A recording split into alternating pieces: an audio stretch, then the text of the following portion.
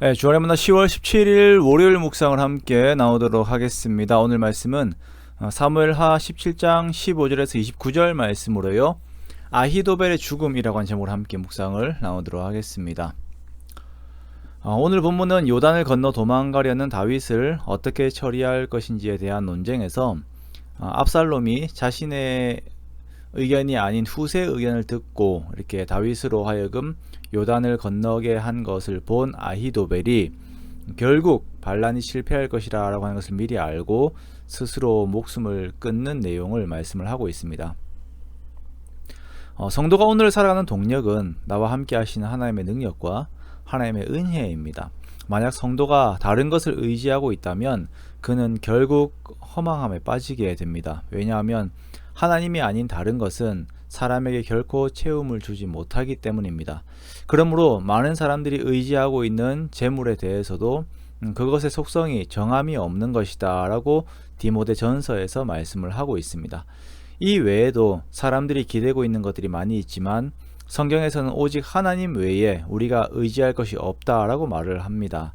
게다가 내가 잘못된 의도 안에서 세상의 다른 어떤 것을 의지하게 된다면 그 끝은 망하게 되어버립니다. 요즘 계속 등장하는 아히도벨은 성경에서 둘째가라면 서운할 만한 똑똑한 사람입니다. 그가 얼마나 똑똑하였는지 다윗을 포함하여 사람들은 아히도벨의 말이면 하나님의 말과 같이 들었습니다. 그만큼 머리가 좋은 사람이었습니다.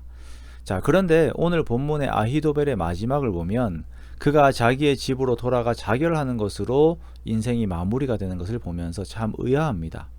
아니, 이렇게 똑똑한 사람이 자결하는 것으로 인생을 마무리하게 된다면 우리는 과연 무엇을 의지하고 살아야 하는가라고 하는 그 질문을 던지게 되는 것이죠. 왜냐하면 사람들이 돈을 의지하고 살지만 그것을 뛰어넘는 가치가 명철한 두뇌와 지혜라고 이렇게 생각들을 하는데, 이것을 가진 자의 결론이 이렇게 나버린다면 사람은 무엇에 기대어야 하는가라고 하는 질문을 던지면서 그 가치의 길을 잃게 되는 것입니다.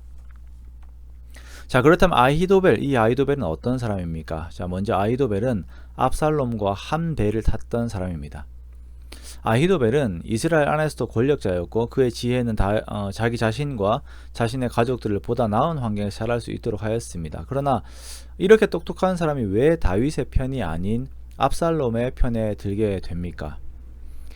아히도벨에게는 그의 인생에 큰 시험의 요소가 하나 찾아오게 됩니다. 족보를 보면 아히도벨의 아들은 엘리암이고 엘리암의 딸은 밧세바입니다. 즉 다윗의 죄로 인하여 들어온 시험의 요소가 아히도벨에게까지 이르게 된 것입니다. 아히도벨은 밧세바의 일로 인하여 다윗에 대한 적대감을 가지게 됩니다. 압살롬은 이것을 이용하였고 아히도벨은 그가 가지고 있던 재능이었던 사람의 지혜로 다윗을 맞서게 됩니다. 우리가 이러한 과정들을 보면 아히도벨을 인간적으로는 이해를 할 수 있을 것 같습니다. 그러나 우리가 분명 이해는 하지만 용납은 할 수가 없지요. 왜냐하면 아히도벨은 자신 속에 있는 분노와 또 그런 서운한 감정 등으로 하나님의 뜻을 대적하였기 때문입니다.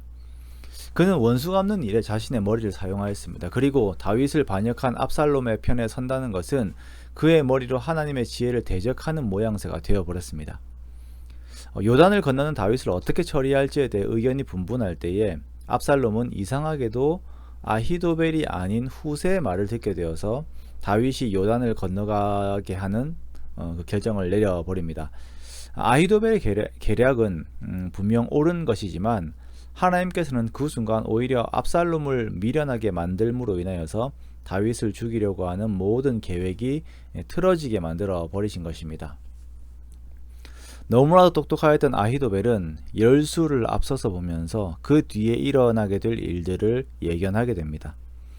그리고 압살롬이 반역에 실패하게 될 것을 미리 이렇게 알게 되지요. 그러나 이 똑똑함 뒤에 오는 결정들을 보십시오. 아히도벨은 이 일 이후에 어떻게 해야 할지에 대한 부분에서 스스로의 생각 안에서 빠져나가지 못했습니다.